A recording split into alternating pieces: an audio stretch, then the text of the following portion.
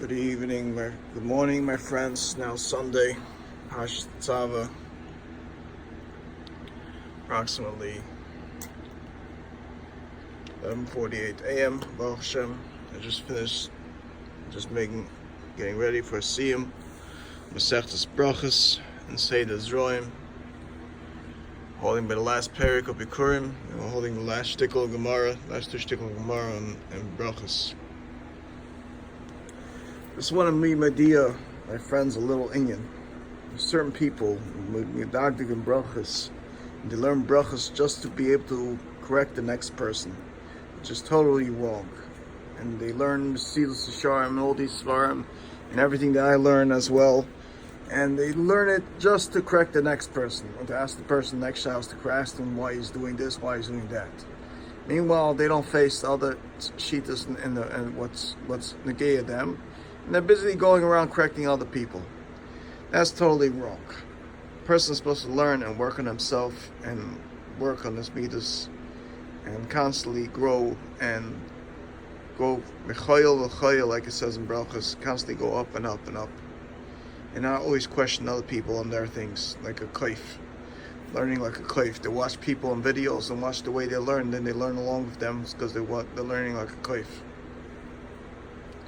Person is supposed to harve on his own and try to struggle if he needs a chavrusa like this Gemara that says that person learns himself, ends up making mistakes, which is not true about everybody, because Moshe Rabbeinu learned with Rabbeinu Shalom, Baal Shem Tov learned with the Beis Ulim B'Shafar, also learned by himself a lot.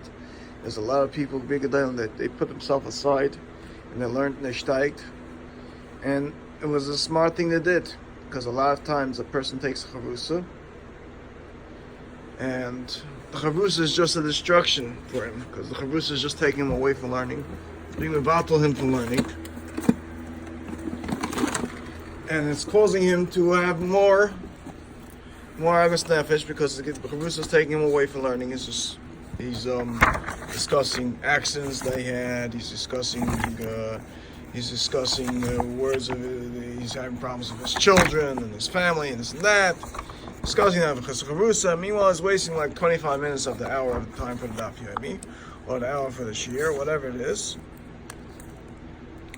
And he's basically battling most of the time to learn. And comes the time to what's it called? To steig. What did they do? 15 minutes to do the blot. How much did they cover already? How well did they learn the blot? How well did they learn about it? Basically they schmooze most of the time and they didn't learn most of the time. And some places, I'm not saying every place, something is Baruch Hashem and stark, and they're learning strong. They have a strong daf yomi shiur, and they can constantly of course, there's every now and then there's some people just staying on the side and just like spacing out through the whole shiur, and they're not fully in it, just there to be they need a chasam chizik to listen in. They try to get their minds off it. Sometimes they listen, using their iPhones in the middle, texting people in the middle, this and that. And it's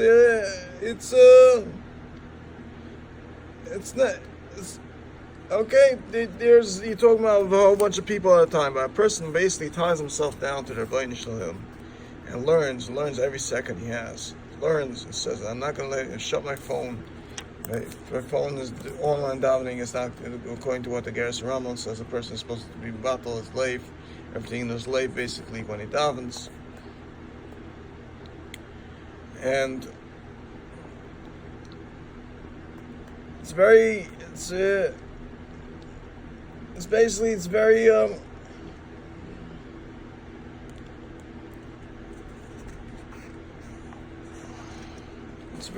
how do you say, it's very not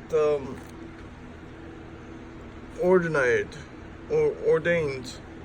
Basically, when people think that the only way is to learn with a chavrusa or to learn with a shiur, sometimes a person has to pack himself down and say, listen, I want to accomplish in this world. I really want to listen in this shiur.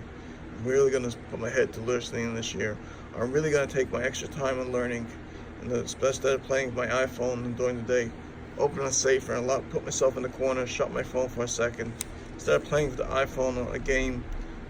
Learn instead. It's very important, because then you accomplish something in the next world. If you're not making money in this world, if you're falling anyways, you might as well shut it off and accomplish something on the next world by putting away some money in the next world, which is basically sitting and learning,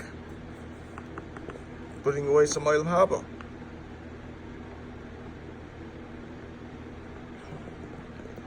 Here it says a Mishnah in Pirkei Avos, "Chalafta ben Doisa ish kafar chanania soish yoish v'oisik b'toyish chinas shurish b'neim."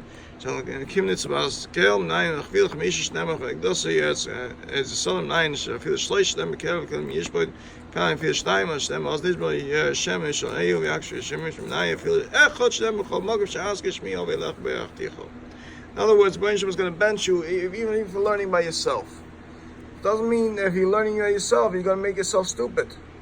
Because sometimes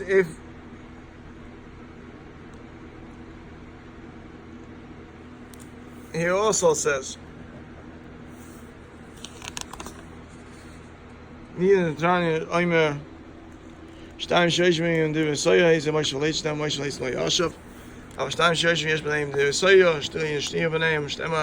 as nit really Hashem is a lev actually Hashem is my because it's safer it's kind of follow Hashem khosh shmai in shtaim nine so feel erg jesh weis betoyer because bro kreveles khosh nem yesh bod of even kid not all love that even if he's sitting himself the one will be on top of him. Basically he'll help him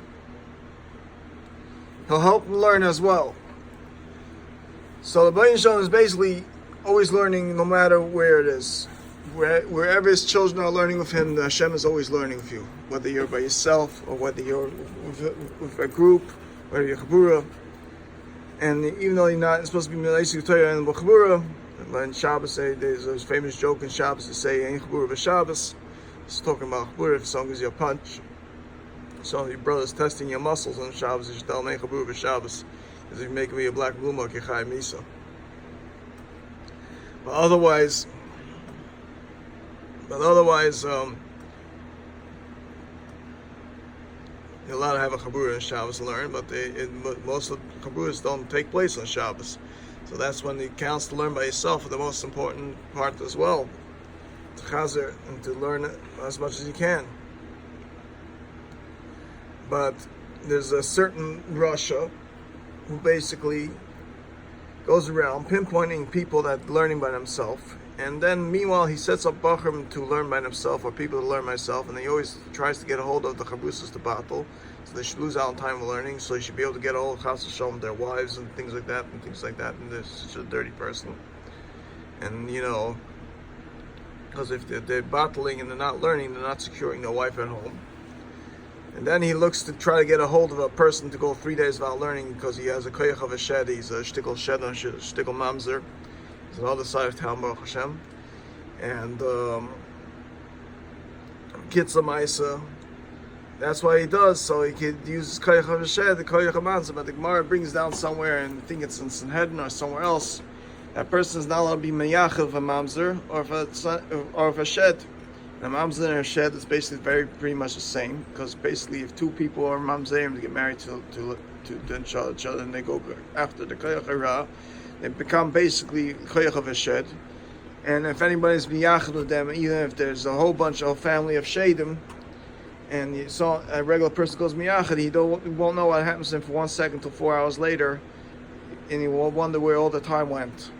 And if he went with 3 days without learning, he could be a perfect victim for them. They could do all types of Isser Rayas on him, and he wouldn't even know of anything from the one morning to the next morning. It happened to once to a great Talmud that by mistake he wasn't so secured in his learning. They kept him vattling for learning. They put him to work for a long time, and he didn't get too strong in learning. And he ended up between a family of Shadim, and during the meals and Shabbos, they did terrible things to him.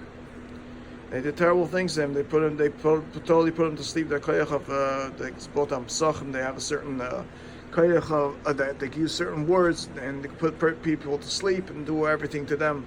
It's very dangerous between these people. So a person's not supposed. He finds other family that's shadim. He's never supposed to go to their house, and not supposed to be miyachid in their house with them. It's very dangerous. Okay, because first of all, they become infected health-wise as well. Kitzur Maisa. So such people, they're always being medagding all the people's midas and all the people's all the tzaddikim around town, how they are, and they're always watching them, because they, as it says, as it says in Pirkei Avos, also a person has to be should be mzar in three things. He won't come to Aveya. Ayin roya oizen shemasa kol dacham sefer. Ayin roya is also brought down a pshat. Now ayin roya is ayin exnev shiva na'aman, and connecting the shiva na'aman that bring in mamzerim to Klal Yisrael as well, to watch tzaddikim, to see if they're doing Averis, and to be mashal them, and to be mefarsin them, and to be to bring lashon hara into Klal Yisrael. So Kitzur Maisa, that's what happens a lot, and they cause Klal Yisrael to sin. It's also brought down Gemara over here in Sefer Brachas that Moshe Rabbeinu told Hayyim, you kabbalah the Torah mitzvahs, and as Hayyim was end of 40 days, and of 40 days, and in 40 years, that they already kabbaled him in Sinai. So it's to come to tell us, basically, Hayyim is to tell us every day is considered also as you come to tell you every single day. There's another reason why we say also Hayyim. This is my pshat. Is because then Klal Yisrael was cleansed from the chet of the meraglim of the lashon hara in Eretz Yisrael. So since they were cleansed and the masakin of what they were ready to go into Eretz Yisrael, they became unified as a nation again. That Hayyim, they accepted the Torah, that they're going to accept them as if they're cleansed themselves from. They're cleaned down from the people that spoke lashon hara in Eretz Yisrael. They're ready to reunite, to speak to re-enter Klal Eretz Yisrael without speaking the dibur ra of lashon hara in Eretz Yisrael, and to kaim the eretz tova zav eschal dvash. That's what it was. So I'll continue my rest of my speech in the Siyam. Yet Hashem will let everybody know where the Siyam is. It's probably going to be in Kenyan Shul. Say ready now. It's going to be Kenyan Shul in Yet Hashem tomorrow night at Kenyan Shul in Hampshire Heights at Kovet Moshe Rabbeinu's yard site. Zayin Adar, which is tomorrow night. Yet Hashem Monday night.